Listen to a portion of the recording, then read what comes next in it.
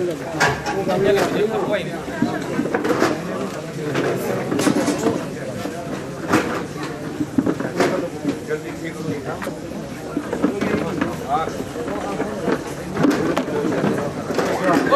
समाज पार्टी साहब श्री काशीराम जी, मानव श्री काशीराम जी, मानव श्री काशीराम जी, बहुजन समाज पार्टी, बहन कुमारी मायावती जी।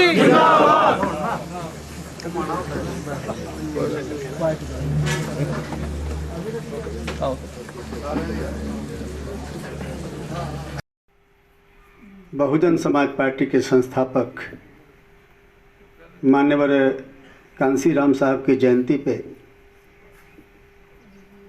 उनको नमन करते हुए अपनी बात रखने से पहले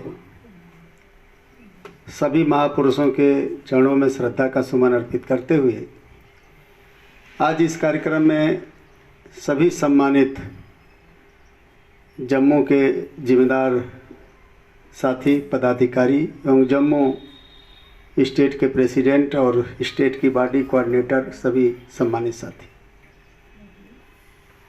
काफ़ी लंबे समय से हमें लगता है 2.5 से पौने 3 घंटे के लगभग हो गया, क्योंकि आपकी आवाज़ अंदर भी जा रही थी। जब हम सोच रहे थे कि आप लोग थोड़ा बोल लें तभी हम चले हैं, तो 2.5 से पौने 3 घंटे कंटिन्यू आप लोगों ने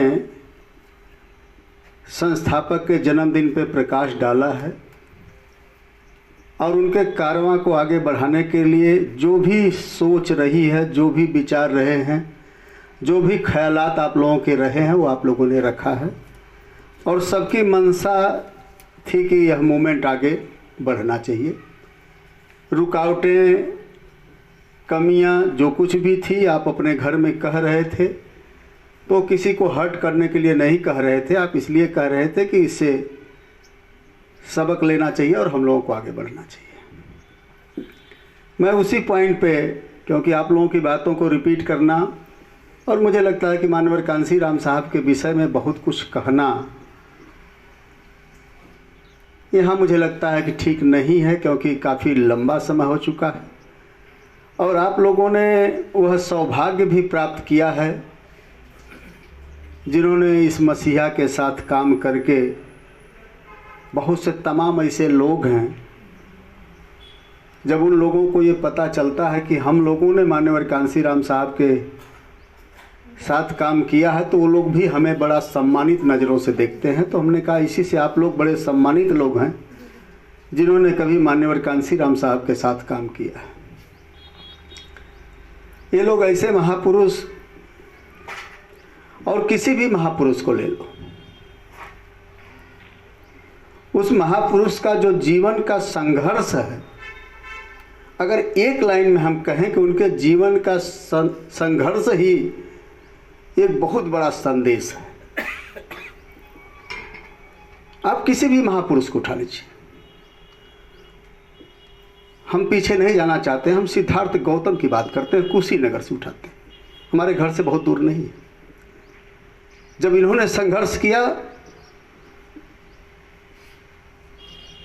तो बुद्ध जी बने, तथागत बने। आज हम जिन महापुरुषों का जन्मदिन मना रहे हैं, हमारे को पीछे की सोचने की ज़रूरत नहीं है, लेकिन जिस कारवां को मान्यवर साहब जहाँ पे छोड़ गए हैं उस कारवां को आगे बढ़ाने की है। और कारवां को आगे तभी बढ़ सकता है जब आपस में हम फिजिकली काम करेंगे। फिजिकली काम जब तक नहीं होगा, मुझे लगता नहीं है भी कारवां हमारा आगे बढ़ेगा। और मेरी सभी साथियों से, जितने भी साथी आज यहाँ पे हाजिर हुए हैं, मैं उनका धन्यवाद करता हूँ और उनसे सभी से अपील करूँगा कि इस कारवां को घर घर तक ले जाएं। जैसे मान्यवर साहब कैडर कैंप दिया करते थे, उसका कार्यक्रम हमने भी शुरू किया है, जिसमें दर्शन थापा जी दे रहे हैं और भी कई साथी जो काम कर रहे हैं और कैडर कैंप दे रहे हैं। उसके बाद मेरी सभी से अपील होगी कि जो इलेक्शन की बात कर रहे हैं, इलेक्शन की जो जितनी भी बात है माननीय राजाराम साहब आपको डिटेल में बता देंगे। और जो अपने आर चरगोत्रा जी, तुलसीलिंगे जी और जो सीनियर साथियों ने जितनी भी बातें की हैं उस पर काम तो ऑलरेडी चल रहा है। लेकिन अगर जो उसमें थोड़ी बहुत कमी है, उस कमी को भी हम आपके साथ बैठ के उसको हल करके और उसको कारबा को और आगे बढ़ाएंगे। उसके बाद मेरी सभी से अपील है कि जैसे बाम से पहले काम करता था, बाम से अभी उसी रूटीन में काम बाम से कर नहीं रहा है। और अभी हमारे कुछ साथी जो बाम से में काम कर रहे हैं और उस कारबा को काफ़ी आगे बढ़ाया है उन्होंने। और अभी जो हमारे जो कमी थी बामसेब की, उसको तकरीबन कुछ ना कुछ हमारा जो काम है जो बढ़ा है।